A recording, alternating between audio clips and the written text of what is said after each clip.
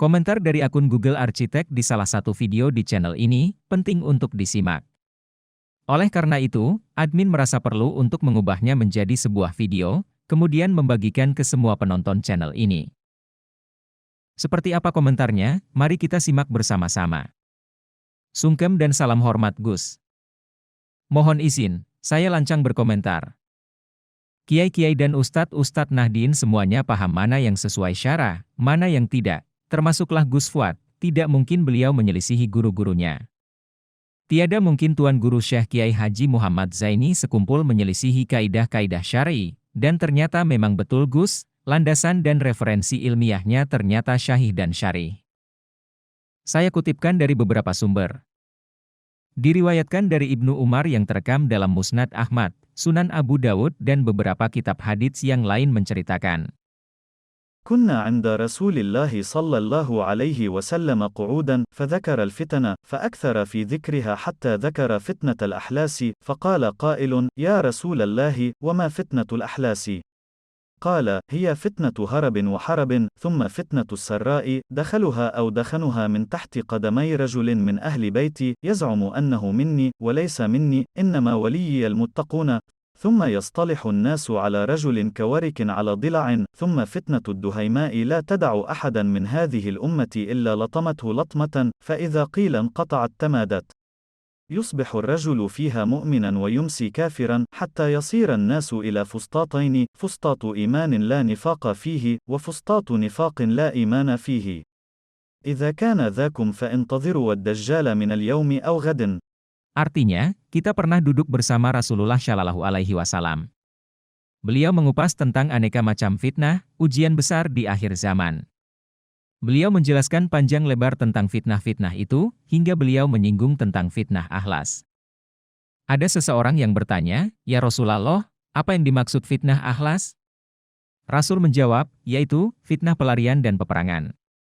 Kemudian fitnah sara, yang asapnya dari bawah kedua kaki seseorang dari ahli baitku, ia mengaku bagian dariku. Karena sesungguhnya orang-orang yang aku kasihi hanyalah orang-orang yang bertakwa.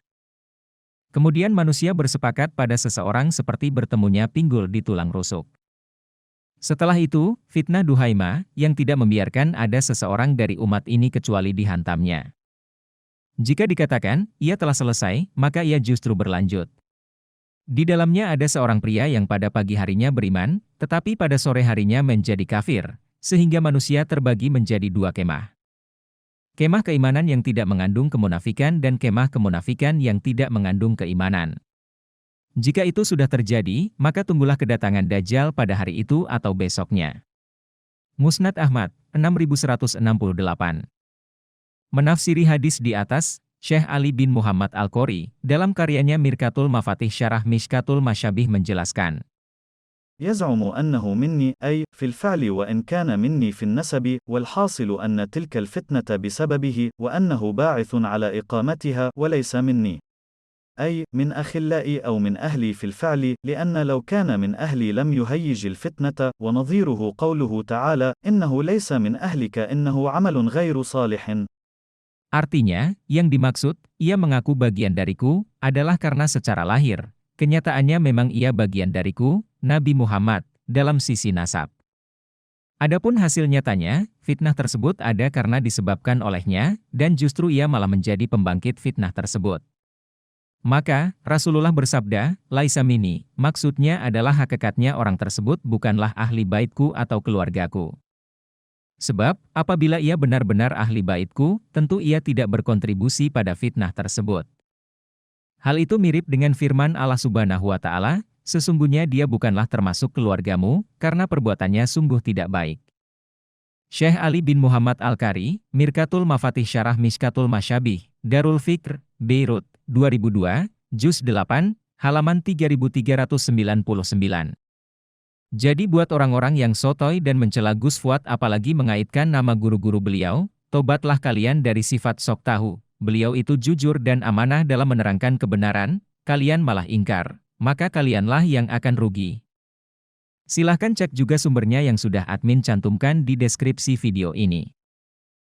Terima kasih.